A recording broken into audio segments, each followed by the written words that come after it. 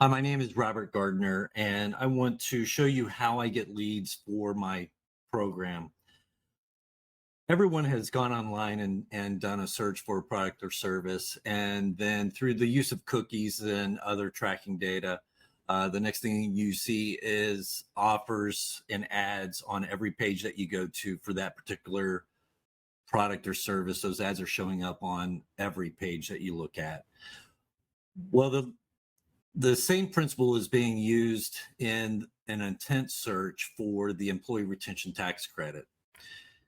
And the way that this program works is that when someone does a search for the employee retention tax credit, their IP address is tagged. The IP address owner is identified as a business, and then all of the contact information contained within that business file is then presented to me in a format in which I can market to that company or to those contacts that are within them.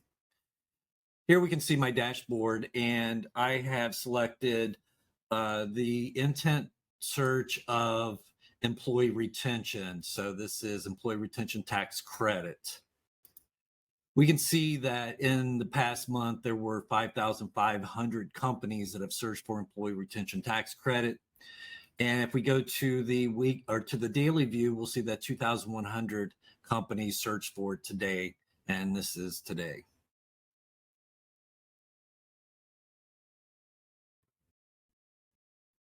And we can filter these leads down even further.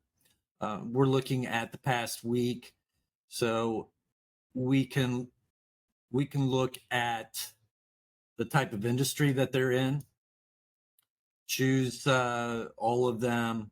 There's actually more. We can break down those industries even further to select a specific segment of those industries.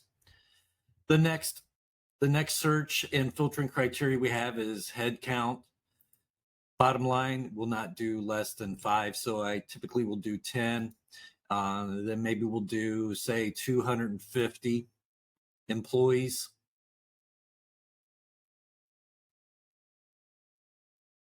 These are some of the other search filters that we have. The business model. I will go into only these 4 and not use government because government does not qualify for ERC. And then when it comes to the location, we can do metro regions within the US. And these are some of those regions. I generally will go into just the United States, but as you can see that not only do we market to all the different states, but also to the territories that are in the US.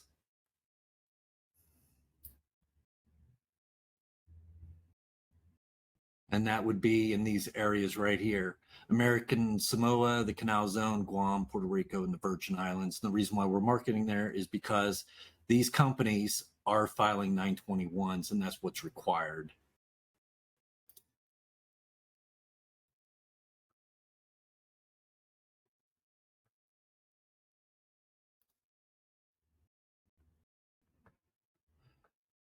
Some of the other filters that we have would be I will not export companies that I've already exported for previous campaigns that I've ran. So then once we have the companies selected, then we will go into the contacts.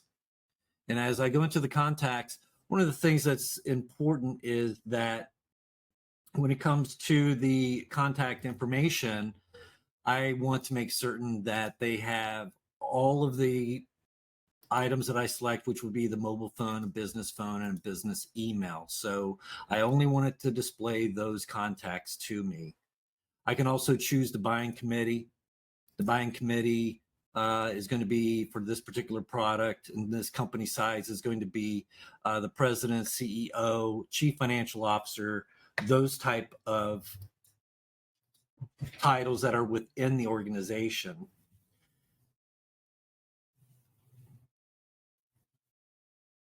And then if I take a look at a lead, we'll just take this one. We can see that we have the direct phone number for the contact, their headquarters phone number, their mobile number, their business email, and also their personal email, which for this particular gentleman is AOL.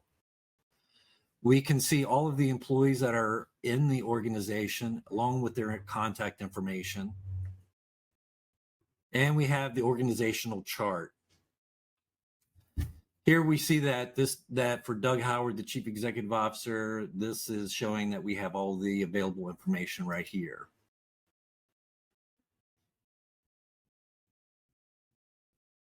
So when I export this information, all this data, then I export it into a CRM, but I will show you what the data looks like in the spreadsheet.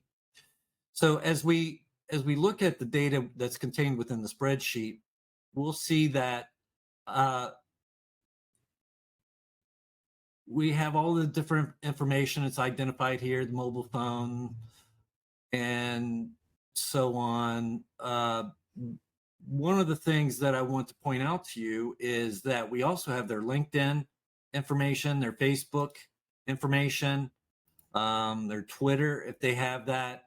But also what's important is, now this is that we have their funding amount, and this is in 000. So for this particular company, they received $229,000 on January 29th, 2021, and it was for PPP.